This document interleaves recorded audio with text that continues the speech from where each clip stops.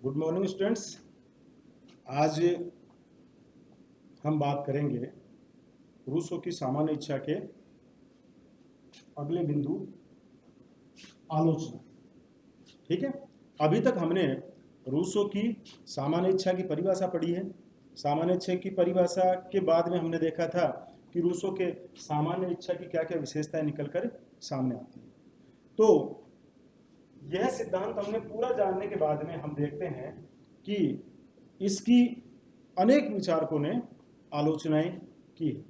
बहुत से बिंदुओं पर इसकी आलोचनाएं की गई है, बहुत से लोग इससे सहमत नहीं है। तो आज हम देखेंगे कि ऐसे कौन से वो बिंदु हैं जिनके आधार पे रूसो की सामान्य इच्छा सिद्धांत की आलोचना की जाती है। तो विद्यार्थियों, पहली चीज तो ये देखिए कि सामान्य इच्छा आपने पूरी देखी है तो कई चीजें हमारे दिमाग में आई है कि सामान्य इच्छा केवल एक कल्पना के रूप में है, कहीं कोई एक उसका मूर्त रूप हमें दिखाई नहीं देता है। जैसे लेवियाथन दिखाई देता है कि भाई वो जो राजा है वो लेवियाथन होगा, उसके पास निरंकुश शक्तियां होगी, निरंकुश राजा दिखाई दे रहा है, लेकिन इच्छा हमें कहीं भी दिखाई नहीं देती। हम ये कह सकते हैं कि मेरी इच्छा है कि मैं यह चीज प्राप्त कर सकूं। अब कोई व्यक्ति आपसे कहे कि दिखाइए आपकी इच्छा, तो क्या आप उसे दिखा सकते हैं कि इच्छा? केवल हम प्रकट कर सकते हैं अपनी इच्छाओं को, और प्रकट होने पे सामने वाले को उसका आभास करवा सकते हैं कि भाई हमारी ये इच्छा है। लेकिन वो देखना चाहे, मूर्त रूप में हमारी इच्छाओं को देखना चाहे, तो हम इच्छा को दिखा नहीं सकते। क्लियर है चीज? तो जितनी, अब आप देखिए कि जब ऐसी इच्छाओं की अपन बात करते हैं, जब ऐसी एक पारदर्शी जो हमें दिखाई नहीं देती है, उस कल्पना को हम समस्त संप्रभुता का बेस बनाते हैं। तो क्योंकि देखने में, हमें सुनने में, पढ़ने में बड़ा आसान लगा कि बहुत अच्छी चीज है कि सब लोगों की आइडियल विल है वो एक जगह यदि कर दी जाए तो शासन बहुत ही आराम से चलेगा, नैतिकतापूर्ण होगा, सबका हित होगा। लेकिन स्टूडेंट्स, यहाँ एक चीज आप ध्यान में रखिए कि देखने में या सुनने में जितना ये सिद्धांत हमें आसान नजर आता है, यदि हम व्यवहार की बात करें तो ये सिद्धांत उतना स्पष्ट हमें दिखाई नहीं देता है। समझ गए आप इस चीज को? हम क्या माने, हम किसको सही माने, किसको गलत माने, इसके बारे में कई आलोचनाएं आलोचकों ने की है। मतलब विचारक यहां तक कहते हैं कि जितनी अस्पष्ट विचारधारा रूसों की सामान्य इच्छा है, उतनी अस्पष्ट विचारधारा शायद राजनीति विज्ञान में कोई दूसरी नहीं होगी। यहां तक कई विचारक कहते हैं। ठीक है, एक विचारक कहते हैं कि जोन्स जो है वो कहते हैं कि रूसो की सामान्य इच्छा में हमें यह समझ में नहीं आया कि रूसो व्यक्ति को लोकतंत्र की तरफ बढ़ा रहा है, निरंकुश तंत्र की तरफ भेज रहा है। निरंकुश तंत्र भी देखो, अब हमने बात तो कर दी कि सामान्य इच्छा क्या है, उसमें निरंकुशता के सारे विशेषताएं मिलेंगी आपको। जैसे कल भी अपन ने बात की थी कि यदि हम हॉब्स के लेवियाथन को यदि हटा दें, हॉब्स के लेवियाथन का सिर काट दें, अर्थात केवल एक व्यक्ति को वहां से हटा के उस व्यक्ति को जो शक्तियां थी उनका वर्णन करें, तो हम देखेंगे कि राज्य और व्यक्ति, मतलब यहां आपको देखने में ये मिलेगा कि हमें उस लेवियाथन और सामान्य इच्छा में कोई अंतर नहीं मिलेगा, उनकी विशेषताओं में कोई अंतर नहीं मिलेगा। एक मिनट,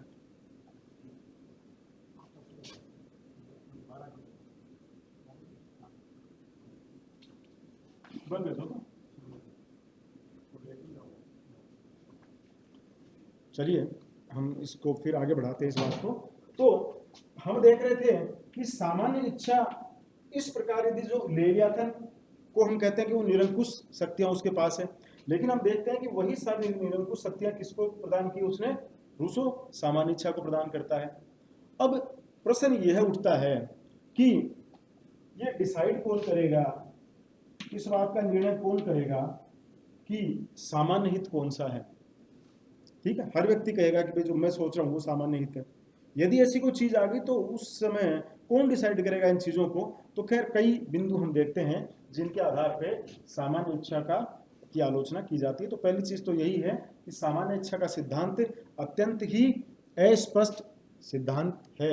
यह एक सामान्य व्यक्ति की समझ से बाहर है कि सामान्य इच्छा कैसे सामान्य इच्छा बनेगी, कैसे लोगों के सामने वह आएगी, कैसे हम मानेंगे कि यही सामान्य इच्छा है, कैसे हम मानेंगे कि ये व्यक्तिगत हित पर है और ये सामान्य हित पर है। एक बहुत बड़ा वर्ग कह रहा है कि नहीं ये बात कहनी है, लेकिन रूसो कहता है कि बड़ा वर्ग यदि कहना या बहुमत वर्ग कहे वो सामान्य इच्छा नहीं है। तो ऐसे बहुत से, उसके बाद में एक व्यक्ति कह रहा है कि नहीं सामान्य इच्छा यह है लोक कल्याण, लेकिन उसको डिसाइड कौन करेगा?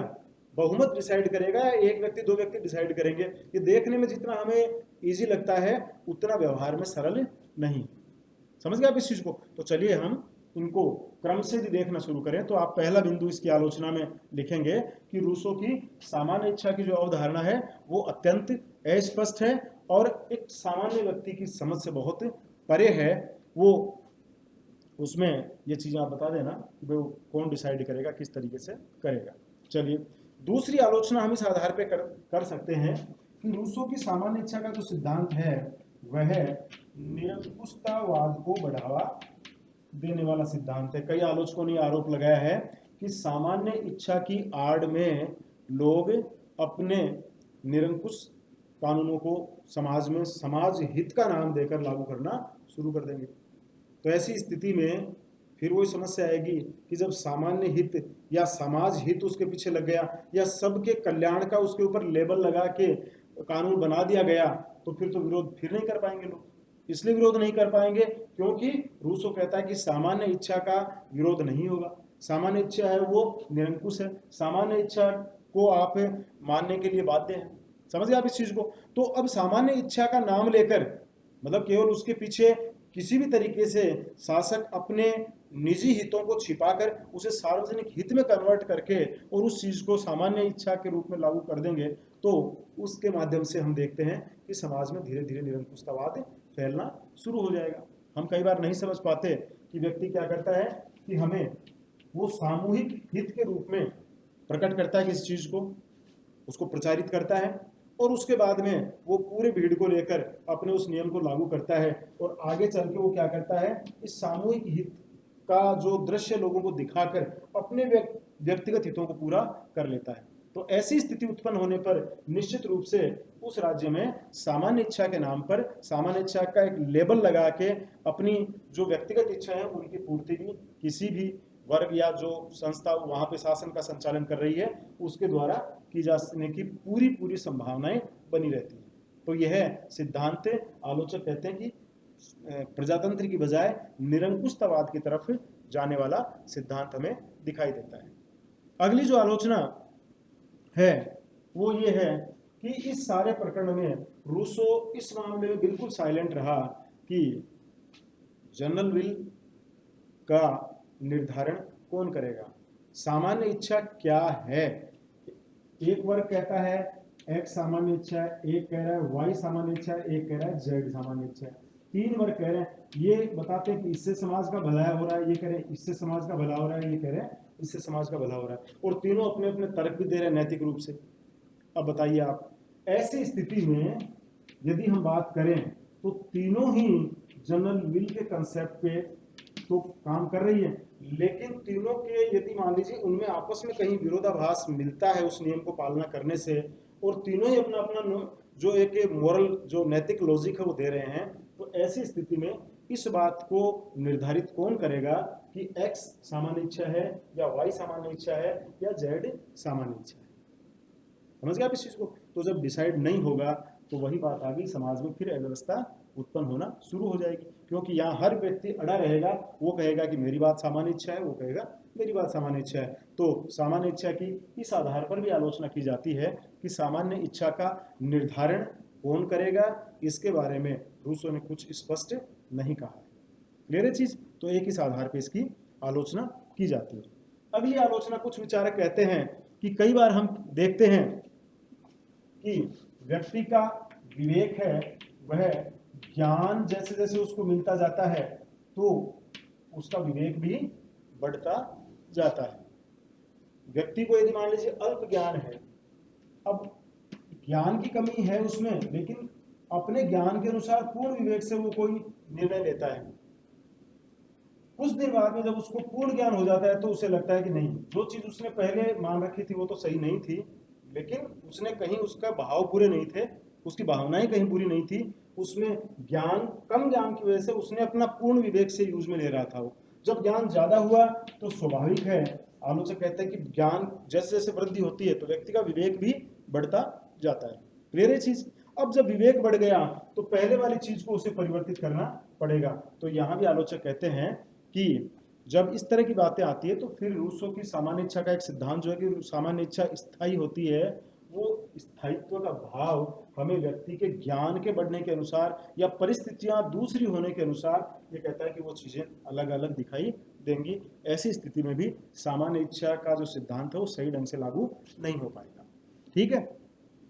अगली जो बात है कि सार्वजनिक हित को परिभाषित करना अत्यंत कठिन होता है। ठीक है। सार्वजनिक हित है, कई प्रकार के हित हैं। अब उनमें आप सार्वजनिक हित की जब बात करें तो फिर वही बात आती है कि हर व्यक्ति के अलग अलग, जैसे आप जहां एक ही समाज के लोग रह रहे हैं, एक जैसे संस्कार है, वहां तो ठीक है, लेकिन जहां विविधताएं हैं उन विविधताओं में एक प्रकार का सार्वजनिक हित संभव मतलब आप परिभाषित नहीं कर सकते। समझ गए आप इस चीज को। हर व्यक्तियों का रहन सहन अलग है, हर व्यक्तियों का, अब मान लीजिए जैसे अपन देखें कि समाज में दो प्रकार के लोग हैं, एक शाकाहारी लोग हैं, एक मांसाहारी लोग हैं। दोनों के जीवन पद्धति अलग अलग है, दोनों के खान पान अलग अलग है, दोनों के संस्कार अलग अलग।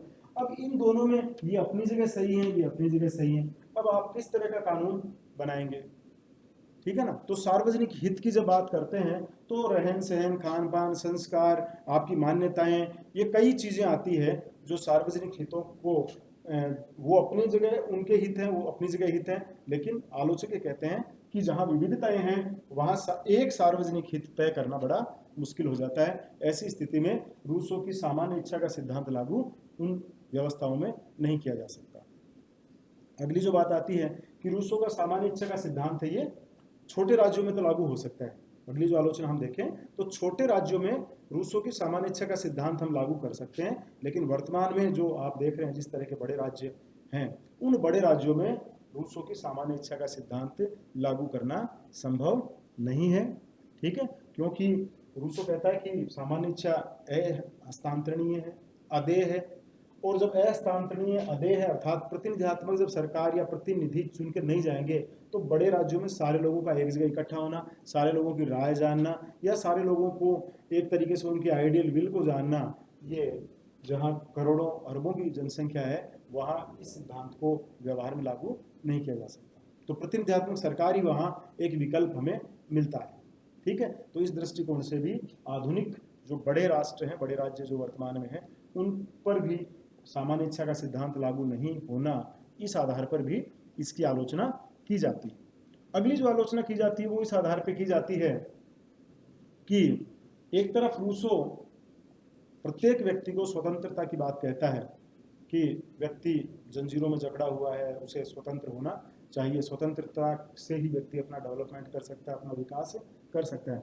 लेकिन यदि हम यहाँ देखें तो रूसो बिल्कुल इसकी विपरीत बात कहता है कि राज्य का निर्माण होने के बाद में प्रत्येक व्यक्ति अपने आप को सामान्य इच्छा के अधीन कर देगा। समझ गए आप इस चीज को। इसका मतलब क्या हुआ कि सामूहिक हित के जो जंजीरें हैं उसमें व्यक्ति अपनी निजी क्षमताओं को बांध देगा। समझ गए आप इस चीज को। अब प्रत्येक व्यक्ति में अलग अलग क्षमताएं होती है, अलग अलग उसमें इनोवेशंस होते हैं, अलग अलग उसमें स्किल्स होती हैं। यदि वो उन स्किल्स को सामान्य हितों पर छोड़ देगा या उनके लिए त्याग कर देगा तो फिर समाज में डेवलपमेंट कैसे होगा? हम देखते हैं कि समाज में बहुत सी ऐसी चीजें हैं जिनको किसी जमाने में सही माना जाता था, लेकिन कुछ लोगों ने उनका सर्वे किया, उनके ऊपर अध्ययन किया, अपने नए नए रिसर्च किए और उसके बाद में उन्होंने जमाने को बदला है, नई चीजें। तो व्यक्ति की क्षमता का पूर्ण विकास तब होगा जब उसे आप खुला छोड़ेंगे। समझ गए आप इस चीज को। तो व्यक्ति की स्वतंत्रता को बाधित करने वाले सिद्धांत के रूप में भी इसे मानते हैं कि सामूहिकता के नाम पर अपनी व्यक्तिगत समस्त क्षमताओं का यहाँ व्यक्ति को बलिदान करना पड़ता है। समझ गए आप इस चीज को। तो जो नए विचार हैं वो कैसे आ पाएंगे, कैसे लागू हो पाएंगे, आलोचक कहते हैं कि इसमें काफी संदेह उत्पन्न होता है। तो इस आधार पर भी इसकी आलोचना की जाती है। और अगली जो आलोचना यदि हम करें तो आप इसको बता सकते हैं कि व्यवहार में है वो सामान्य इच्छा का सिद्धांत लागू नहीं किया जा सकता है। ठीक है ना। क्योंकि व्यवहार में आप देखिए, एक व्यक्ति है वो कह रहा है कि कै सही है, और बहुसंख्यक वर्ग है, बहुत बड़ा वर्ग उसके विरोध में खड़ा है, वो कह रहा है कि नहीं ये चीज सही है। अब रूसो कहता है कि एक व्यक्ति भी यदि सामाजिक हित की बात करता है, उसके बात में भी कल्याणकारी है, तो सामान्य इच्छा वो है और वो नियम लागू होगा। लेकिन व्यवहार में आप देखिए कि जहां केवल एक या दो व्यक्ति चाहे वो सही भी कह रहे हैं, और सामने लाखों की तादाद में दूसरे लोग हैं वो दूसरी चीज का समर्थन कर रहे हैं, वो अब उसको व्यवहार में लागू कैसे किया जाएगा। आलोचक कहते हैं कि ये देखने में ठीक है कि नैतिक इनकी बात है, सब चीजें हैं, लेकिन उसके बावजूद भी एक बड़े वर्ग को तुरंत लागू करना, आप जो छोटा वर्ग है वो तुरंत अपनी बात को लागू कर दे, ऐसी संभव नहीं। मतलब उनको एक बड़े संघर्ष करने पड़े हैं, बड़े बहुत लंबे समय बाद में वो चीज़ें स्थापित होती हैं, ठीक है ना, प्रैक्टिकल उनके सामने बड़ी प्रॉब्लम्स आती है। तो रूसो का सामान्य इच्छा का सिद्धांत है वो, यदि हम आलोचक कहते हैं कि यदि देखने सुनने में पढ़ने में बहुत सुंदर भी लग रहा है, बहुत अच्छी बातें भी उसने कही है, नैतिक भी है, आइडियल भी है, आगे चल के हम देखते हैं कि ग्रीन जैसे विचारकों ने इस सिद्धांत को बेस बनाकर आइडियलिज्म को जन्म दिया। आदर्शवाद की जो थ्योरी थी वो आई, जिसमें राज्य और नैतिकता दोनों को जोड़ा गया, और वही बात रूसो कहता है। आगे चल के अपन देखेंगे इसके महत्व में कई बातें आई, प्रजातंत्र भी आया, प्रत्यक्ष प्रजातंत्र भी आया, लेकिन जिस रूप में रूसो ने सामान्य इच्छा को लागू करने की बात की है, आलोचक कहते हैं कि उस रूप में लागू करना बड़ा मुश्किल है। तो इन आधारों पे रूसो के सामान्य इच्छा की आलोचना की जाती है। ठीक है।